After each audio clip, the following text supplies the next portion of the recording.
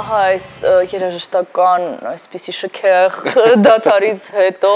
վերադառնում ենք տաղավար եւ շարունակելու ենք խոսել մշակույթի մասին, որովհետեւ առաջիկայում սպասվող եւս մեկ իրադարձություն կա, որի մասին մենք չենք կարող չխոսել մեր տաղավարում եւ անդրադարձ չկատարել, մասնավորապես հյուրերի հետ միասին, քանի որ շուտով կկայանա բանաստեղծուհի Սաշ Հայկազնունու երրորդ գրքի շնորհանդեսը, ծանոթանանք եւ բանաստեղծուհու հետ եւ նրա աշխատանքների հետ եւ իմանանք թե ինչ է սպասվում առաջիկայում։ Այո, խոսենք նաև այդ կարևոր իրադարձության մասին, ես էլ շտապ եմ ներկայացնել մեր հյուրերին, որոնք արդեն տաղավարում են եւ այսպես բանաստեղծուհի Սաշ Հայկազնունի, բարի լույս։ Բարի լույս։ Եվ դերասանուհի Քեթրին Մանասյան, բարի լույս։ Բարի լույս։ Ուրախ ենք, որ մեր տաղավարում եք այսօր եւ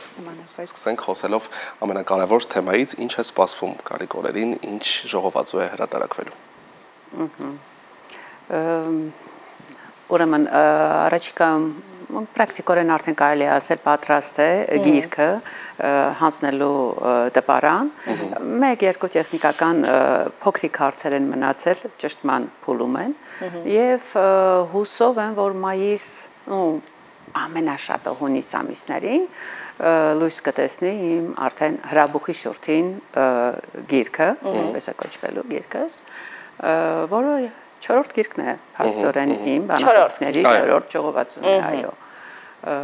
Եթե հետաքրքիր է կարող եմ ասել 15 թվականի լույս է տեսել իմ մենակությունս բանաստեղծների ժողովածուն, 18-ին հեքիաթավերժի, 21-ին խելագորույս աշխարհ, որտեղ պատերազմ, հետպատերազմական արձագանքներ են, բեռնագիրը համահունչ է եւ ի վերջո առաջիկայում հրաբուխի շուրթին գիրքս լույս կտեսնի։ Մինչ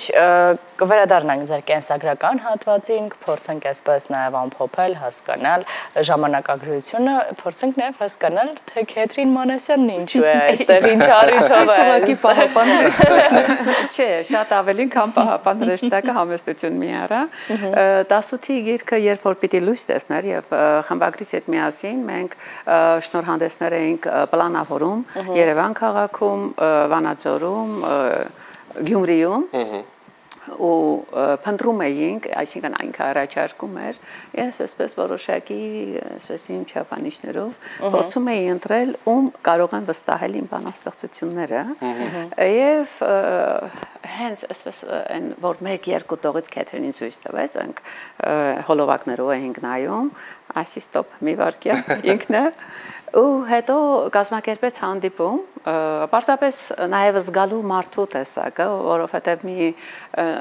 համարեն կապրիս, ունեն, որ ինչքան ուզում է մարդը տաղանդավոր լինի, ինձ համար շատ կարևոր է մարդու տեսակը։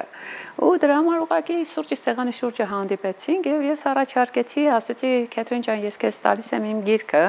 ու խնդրում եմ, ես ունեմ մոտավորապես արդեն պլանավորած, թե որ գործերն են ուզում, որ դու կարդաս, բայց ուզում եմ դու ընտրես որն է քեզ ավելի համահունչ։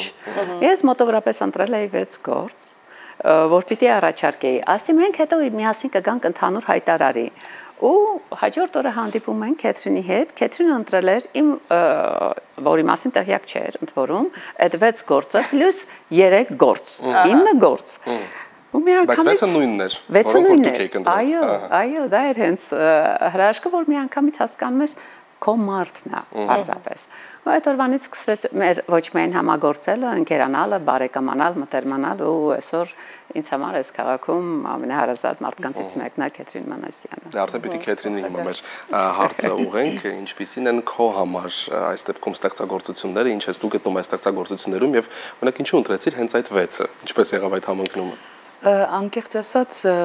արդեն տարիներ շարունակ է, որ տարբեր ժամանակակից գրողների հետ համագործակցում էի եւ միշտ հայտարարում էի տարբեր միջոցառումներին, որ ես ասմունքող չեմ, ես ուղղակի արտիստ եմ, ով կարդում է որպես մոնոլոգ, ներկայացնում է իր գործը, իրենց ստեղծագործությունները որպես մոնոլոգ։ Ու շատ կարեւոր է ստեղծագործողի եւ արդեն կատարողի ներքին աշխարհների կապը, որովհետեւ մանավանդ կնոջ դեպքում, երբ ստեղծագործությունները շատ այսպես ոչ միայն կանացի են, այլ այնքան դու հասկանում ես կնոջ մտորումները եւ աշխարհը եւ ինչի մասին ինչպես է խոսում,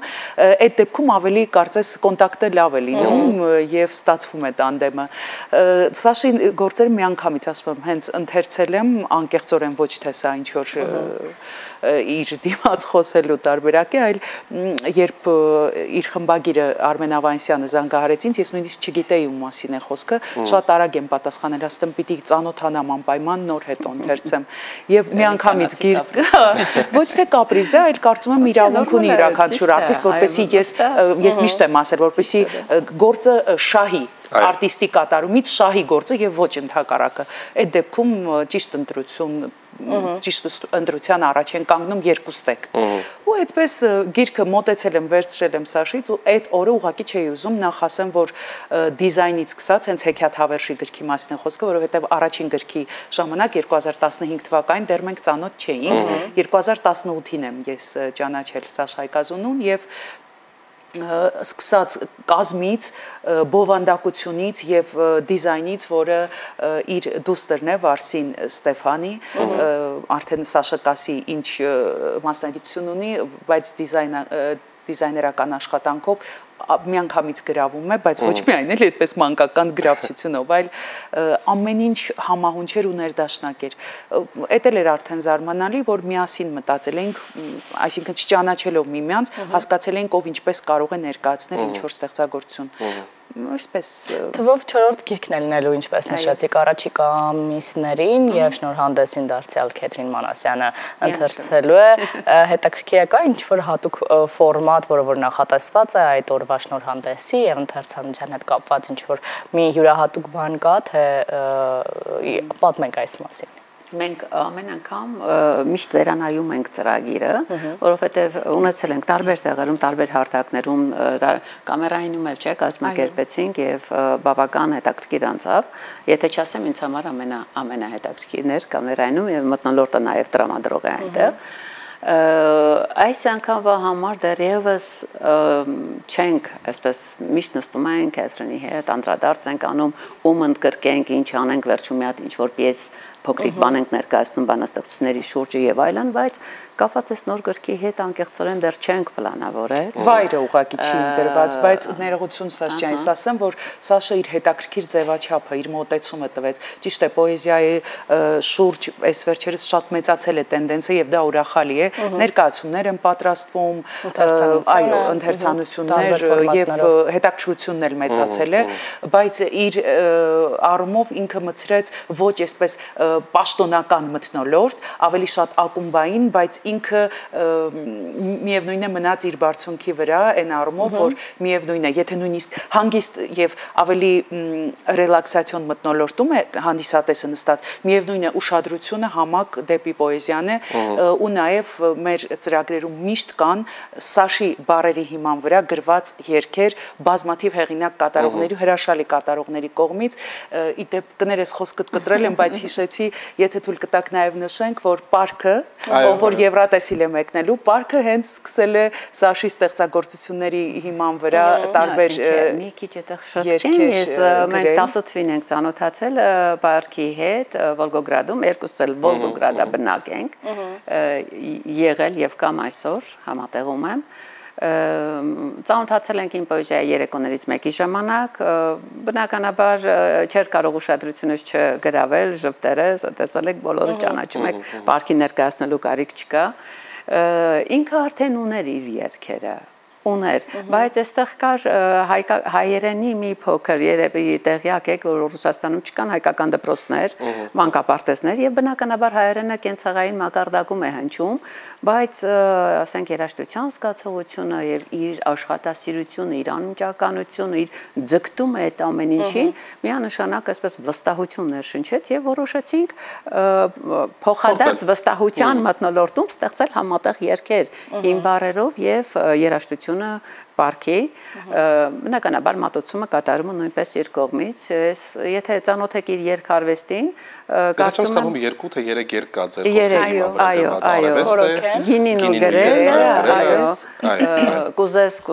կուզես առաջինն էր որը հայտնի դարձավ շատ զարմանալիորեն տարածվեց նաև Վոլգոգրադում կարելի ասել հիթային երկ դարձավ որովհետև մի պահ որ մտնում էինք ասենք երեկոյան սրճարան ինչ որ այդպեսի տեղեր գիտեին էլ ասենք ով է հեղինակը ինձ էին տեսնում տղայիս էին տեսնում մի անգամից միացնում էին կուզես ու գիտեք ինչ որտեղ եւ հաճելի էր եւ զվարճալի էր որ ռուսները այդ երկի տակ ապարում էին եւ առանց բառեր նույնիսկ հասկանալու դորում էին կուզես մի խոսքով այսպես իսկ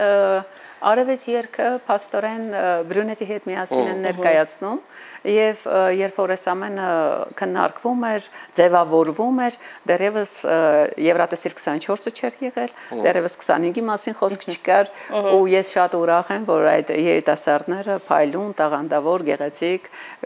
կարողանում են ավելի մեծ հարթակներում ներկայացնել Հայաստանը Օգտվելով առիթից այո հաջողություն ցանկանանք պարքին ակնկալելով որ հաջորդ տարի Հայաստանում կլինի Եվրատեսիլը։ Մենք վստահաբար իհարկե միշտ գնում ենք հենց պատվիրակությամբ այդ նպատակով, որպեսզի լավագույնս ելույթ ունենանք եւ մեր պատվիրակները լավագույնս ներկայանան։ Ես էլ մենք կարող եմ փաստել այս դեպքում ձեր խոսքերը իհարկե, որ Պարգը իսկապես շատ աշխատասեր արտիստ է եւ շատ հրաշալի է նաեւ տեսնել, որ երկու նմանատիպ ստեղծագործողներ միասին կարողանում են նոր արվեստի գործեր ստեղծել եւ այդ ամենը հանձնել նաեւ հանդիսատեսին, բայց մասնավորապես երբ երկրից դուրս են նրանք հանդիպում իրար, ստեղծում են եւ դարձյալ զարգացնում են այո հայկական մշակույթը, բայց ես չեմ կարող իհարկե առիթից չօգտվել եւ մի փոքր այսպես հետհայաց չգցել արդեն ձեր կենսագրության վրա, հետաքրքիր է այդ անցումը ինչպես եղել, քանի որ դուք ժամանակին Խաչատուր Աբովյանի մանկավարժական համալսարանում եք սովորել, դասավանդել եք, դրանից հետո արդեն մենք միշտ պատրաստում ենք մեր հարցազրույցներին գիտենք, եւ դրանից հետո արդեն ինչ-որ մի պահ եղավ եւ արդեն անցում կատարեցիք, սկսեցիք ստեղծագործել, հետաքրքիր է ինչպես եղավ այդ անցումը եւ ինչու եղավ։ Ուրեմն ստեղծագործել եմ վաղ մանկական տարիներից երրորդ դասարանում է առաջին բանաստեղծությունս կարող եմ մի քանի տող ասել երրորդ դասարանի մակարդակով գիշերային այսօր ժամին երկինքն այնպես է զուգվել ոսկեզօծված աստղիկներին իրեն շուրջն երրորդ դասարանի բանաստեղծությունը բայց տեսեք ասենք չորրորդ դասարանում դպրոցում հայտարարվեց մրցույթ մարտի 8-ի արդյունքով եթե ով լավագույն բանաստեղծությունը գրի ուրեմն կգրենք առաջին հորիզոնականում պատի թերթում հա Եվ ես գրեցի եւ սպաղեցրեցի առաջին հորիզոնականը մարտի 8-ն է մոտենում կանաստոնը խանդավառ ես ծաղիկներ կբերեմ բոլոր մայրերի համար ասես եւ շարունակեմ հայ չերկարացնել ժամանակի սողության պատճառով Այս ամենը եղել է բայց հետո եկավ ինչ որ մի շրջան ուսանողական տարիներին որ մտածեցի ասի թե գիտեք բոլորն էլ ինչ որ տարիքում գրում են Իմը չի երևի գնաց կենսաքիմիական, հա, այսպես հետագան 10 տարի այո դպրոցում աշխատել եմ, մի խոսքով հետո այս ամեն ինչի 90-ականներից հետո, ասենք Երևանին վերադարձը, մի խոսքով փնտրտուքներս, հետո երկրորդ ինստիտուտ Հայբուսակ, ֆիտոթերապիա առաջինը կենսաքիմիականն էր, երկրորդը ֆիտոթերապիայի բաժանմունք մի խոսքով ավարտեցի գեղեցիկ ոսկեզօծ այդպես ավելի մեծ քան իմ պետական նախորդը եւ այլն բայց 99-ին ես փաստորեն տեղափոխվեցի Վոլգոգրադ հանգամանքների բերումով երկար եմ պայքարել որ չգնամ այդպես հեշտ չեմ գնացել ու 99-ից ամեն տարի մտածել եմ այս տարի վերջինն է հետ եմ գնում Եվ այսօր կիսով էստեղ եմ, իհարկե, տարվա կեսը էստեղ եմ, կեսը այնտեղ եմ, բայց դեռ ամբողջական չես կարողանում կտրես այդ կապերը, այն ինչ ստեղծել ես եւ այլն։ Եվ խոսքով, այսպես, հա, ինչու նորից, գիտեք, 30-ից հետո մեկ էլ զգում էի, որ արդեն տողեր կան, որ գալիս են ու սենց կոկորտիցդ բռնում են։ Ու չես ուզում գրես, բայց իրանք բաց չեն թողնում։ Ու ինչ որ մի պահից գիտակցում ես, որ սրանց պետք է հանձնել թղթին ու ազատվել, այլ տարբերակ չկա։ Եվ այսպես հատուկեն սկսեցի գրել, բայց ոչ մեկին ցույց չի տալի։ Մտածում եմ, հետ մահու թղթորները ուրախանան։ Մի օր այդպես տետրս գողացան։ Ես միջև բայց չգիտեմ այդ մարդուն օրտնեմ, թե ինչ անեմ, որովհետև եթե դա չլիներ, ես երևի տեղից շարժվող չէի, որտեղ երբ որ ես գիտակցեցի 50-ից ավել գործեր կան ու ես անգիր չեմ հիշում այդ գործերը, մի ուրիշ ձևի ցավը զգացի։ Աղջիկս Շվեյցարիայում ապրում, զանգեց, ասեցի տետրոս չկա եւ այլն, ասեց, եթե դու չտպես այս անգամ էլ քո գործերը, հաջորդ անգամ ես կգողանամ ու կտպեմ իմ անունով, որ հասկանաս չի կարելի այդպես։ Մի խոսքով ես մի քանի օրից իհարկե տետրս կարողացա հետ վերցնեմ եւ արագ հրատարակեցի 15 թվականի գիրքը, որ կարողանամ հեղինակային իրավունքս պահպանեմ, որից հետո նվեր տվեցի որոշ մարդկանց, ովքեր մոտ են պոեզիային, գրական աշխարհին, գրականագետներ, գրական քննադատներ, որ հասկանամ արժե գրել թե չէ։ Ու կարծիքները բավական հետաքրքիր էին։ Դրա մոտ ասենք այնպեսի կարծիք, այնպեսի հեղինակավոր մարդիկ շատ չեմ ուզում անուններ տամ, բայց որ արի մտի գրողների միություն, քո ափսեում կլինես, ավելի շատ կստեղծագործես, ասեցի, ուրեմն գուցե պետք է գրել։ Եվ երբ որ սկսեցի գրել եւ հրատարակել տարբեր հարթակներում, հատկապես Facebook-յան հարթակում,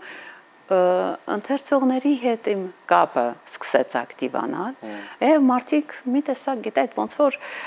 եւ պարտավորեցնող է դա, ես իմ ընթերցողին սիրում եմ, չգիտեմ ով ինչպես է վերաբերվում, բայց ես անկե մեկ ասում են 200-300 հոգի ինչպես է պատասխանում արձագանքում, ես չեմ կարող մեկին պատասխանել, մեկին չէ։ Մեկ առ մեկ, եթե երկու օր էլ նստեմ, ես պետք է իրենց պատասխանեմ։ Կապը ունեմ եւ դա պարտավորեցնող է եւ մոտիվացնող է հաջորդը, էլի նորը, մի քիչ երկար որ հանկարծ գործ չեմ դնում, եկել ես անձնականով կարող է գրեն, ասեն, խո հիվանդ չես։ Հոբան չի եղել։ Տիկին Հայկազյանի անկեղծ ոգևորող եւ շատ հետաքրքիր պատմություն է սա եւ օրինակ բոլոր նրանց, ովքեր որ ինչ որ պահի կորցրել են թելը իրենք իրենց հետ եւ ամեն դեպքում ինչ որ մի բան կա, որ հուշում է, որ պետք է վերադառնալ քո իրականայությանը եւ բաց թողնել այն իր լավագույն տեսքով։ Շնորհակալություն ենք հայտնում եւ մեր տաղավարումը հյուրընկալվելու համար եւ քեզ Քեթրին եւ այն ամենի համար, որ կիսվում եք ձեր փորձով։ Մենք պետք է այսպես ուշի-ուշով հետևենք, թե երբ կլինի ձեր շնորհանդեսը։ Ներողություն, մենք մայիսի 1-ին էլ առաջիկայում ունենք ծրագիր, եթե թույլ կտաք թող Սաշը նշի, որովհետև այնտեղ մայիսի 1-ին ծրագիրը անկեղծորեն ես եմ կազմակերպողը Պետրոս Օգտանյանն է, ծանոթ է երևի ձեզ, մեր ժամանակակից լավագույն պոետներից, ասելիքով, գեղեցիկ ասելիքով պոետներից է, ով նաև ողջունելի է ինձ համար մի անգամայն, որ ինքը կարողացավ պոեզիան նորից բերել հարթակ, հա, մեծ բեմահարթակ բերել Եվ մայիսի 1-ի իր միջոցառմանը ընդգրկել է 3 պոետների գործեր, Սամվել Զոլոյան, Զոլո, անկեղծորեն շատ սիրում եմ ես իրեն, Պետրոս Օգտանյան բնականաբար եւ Սաշ Հայկազյանի, երկրորդ մասում կլինի Արսեն Սաֆարյան եւ իր եղբայրը, հա, երաժշտական մասը, ինչպես ստանդարտ իրենք ունեն իրենց ծրագիրը այս ձևով ներկայացնելու, միջոցառումը կլինի Նոյի Իջևան տարածքում, Էջմիածին քաղաքում, քանի որ ին վրա չկա կոնկրետ պատասխանատվություն, ես կազմակերպիչ չեմ, դա ինձ ազատում է որոշակի լարվածությունից եւ ես կարող եմ ազատորեն շփվել իմ ընթերցողի հետ, այնպես որ համեցեք, եկեք, ժամանակ տրամադրել եւ ծանոթանալ եւ զրուցել մի խոսքով Այո, մենք եւս միանում ենք այդ կոչին, ժամանակ տրամադրեք, այցելեք մշակութային տարբեր իրադարձությունների,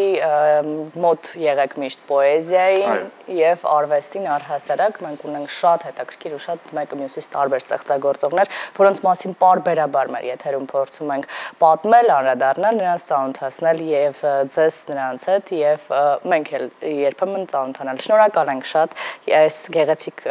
զրույցի համար։ Մենք վստահ ենք, որ դեռ առիթ ունենալու ենք ձեզ իհարկե տաղավարում հյուրընկալել։ Իսկ սիրելի հեռուստադիտողներ, մեզ նույնպես ձեզ պիտի արդեն ասենք ցտեսություն, այսօրվա եթերը կարծես թե բավականին հագեցած էր, փորձեցինք ամեն ինչից խոսել ամեն ինչից, հասանք ավարտին։